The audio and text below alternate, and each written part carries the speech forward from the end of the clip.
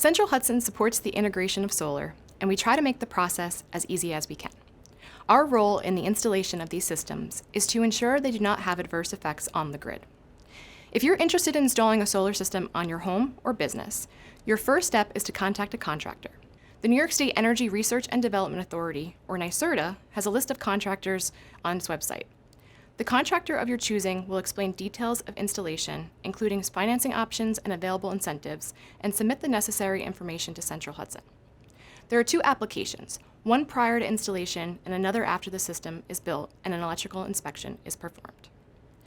Central Hudson will review the system to ensure it can connect to the grid without impacting power quality or reliability. If there are no concerns or concerns are mitigated through system upgrades, we will give permission for the system to be activated. At that point, you can turn your system on and start earning credits. When your solar panels generate more electricity than you use, your meter will spin backwards. You will only be charged for the net usage on your Central Hudson bill. If you are unable to install solar on your home or business, do not worry. You may participate in a community distributed generation program in which you purchase electric supply from a solar farm and earn credits on your Central Hudson bill. For more information, please visit our website, www.centralhudson.com/DG.